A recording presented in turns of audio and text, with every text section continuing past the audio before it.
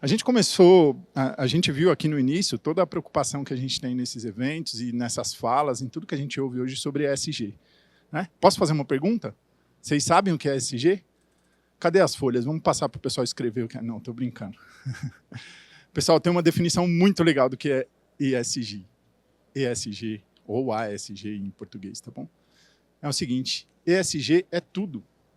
Tudo que a gente faz. É a definição mais tranquila que tem para uma coisa como essa. Quando a gente fala do ambiental, do social e das questões de governança, é tudo que a gente faz. Né? Então, a gente começa com uma máxima que a gente conhece aqui na administração, que a gente tem na administração, que é a gente tem que conhecer o que faz, não é? É muito importante a gente conhecer o que faz. Por quê? A gente tem aqui um exemplo. Vocês sabem quanto pode custar sacos de lixo, por exemplo, para uma instituição? A gente precisa conhecer isso na ponta. Né? O gestor que não conhece aquilo que ele está controlando, aquilo que ele faz, ele não consegue controlar. Rapidamente aqui a gente faz algumas contas. Um saco de lixo a 14 centavos, se eu uso 1.000 sacos de lixo, eu vou gastar R$140 por mês. Mas e grandes instituições da qual eu sou proveniente, por exemplo, da onde eu vim? Né? Eu gastava lá mais ou menos em torno de R$80 mil com sacos de lixo por mês. É um valor considerável ou não? Dado as proporções, né? Então, a gente precisa conhecer o que a gente faz, tá?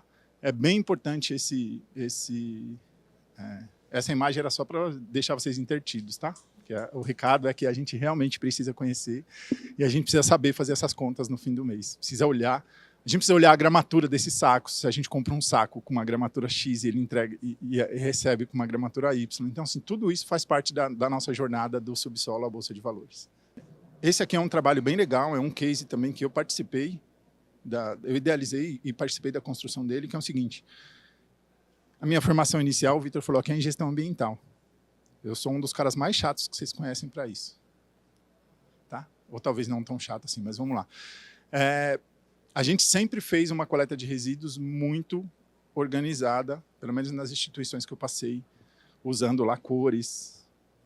O plástico você joga no saco na lixeira vermelha, o papel você joga na lixeira azul, o metal, o vidro na verde, era sempre assim, tudo bem separadinho. A gente fez isso durante anos. Hoje,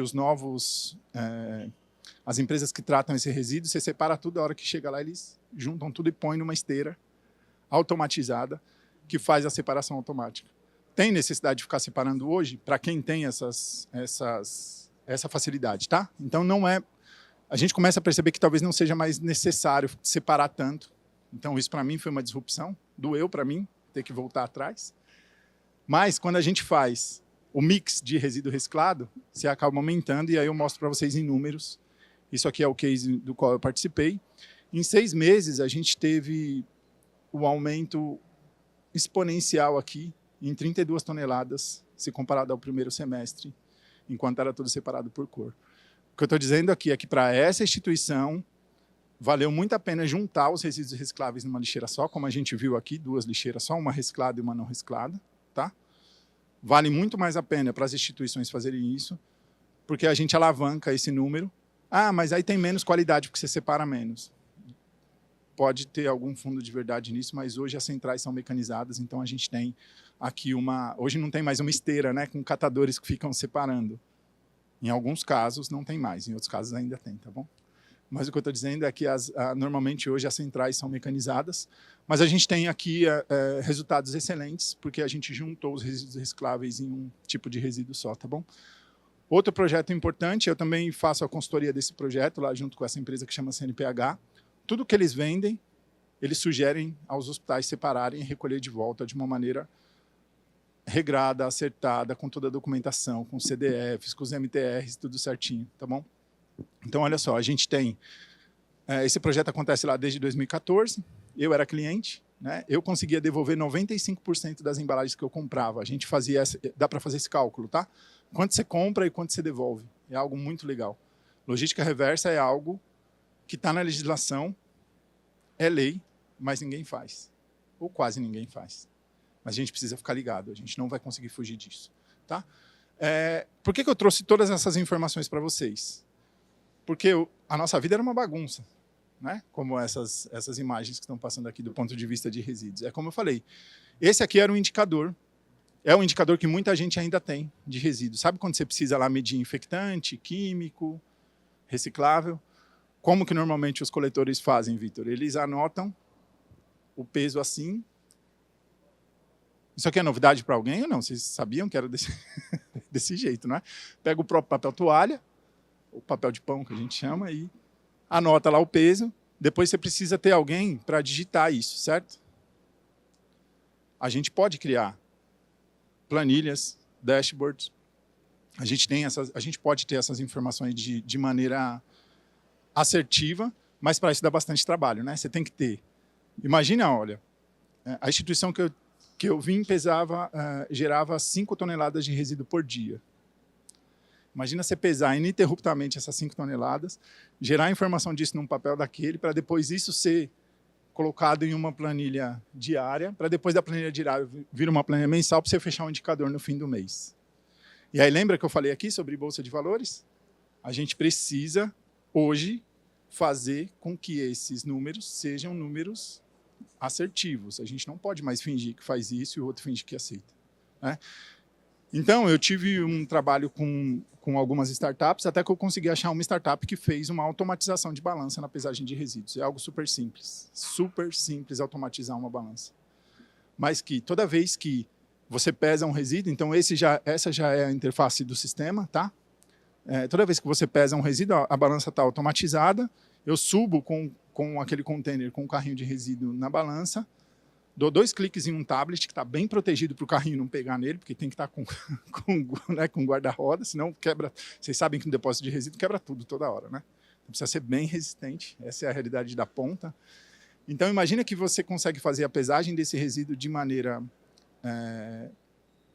automatizada.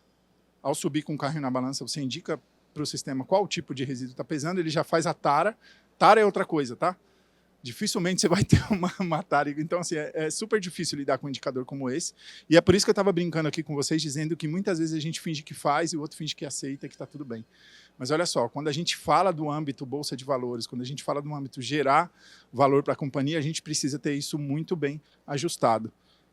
Esse tipo de tecnologia não é caro, é algo simples de fazer. As empresas, as prestadoras de serviço podem oferecer isso junto com o contrato, mas é algo que tira o trabalho. Imagina que eu tinha, para fazer isso aqui, ó, eu tinha uma pessoa digitando pelo menos 4 horas por dia, digitando 20 quilos, mais 30 quilos, mais 12,2 quilos. Imagina a chance de erro disso, né? E aí a gente tem a automatização de balança. Esse é um case interessante, onde a gente consegue aferir esses números de maneira assertiva e consegue depois, sim, como eu falei, aqui já é o finalzinho, tá bom? Para a gente chegar no fim já dessa conversa, a gente consegue usar esses dados de maneira assertiva a favor dos hospitais, a favor das instituições.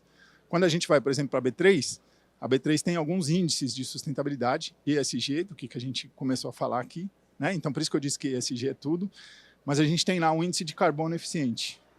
O índice de carbono eficiente, 40% desse índice é resíduos dentro de hospitais. Então, vocês percebem a importância da coisa? Vocês tinham essa ideia? Vocês conseguiam fazer essa conexão? É algo bem importante. Então, olha só, o índice GPTW, que é a satisfação do colaborador, quanto a empresa é boa para o trabalhador, isso tem a ver com toda essa gestão também de ESG que a gente estava falando. O índice de sustentabilidade empresarial, né, de como que ações como essa, de pesar o resíduo e gerar um indicador fidedigno, vai impactar nas questões de sustentabilidade financeira da empresa.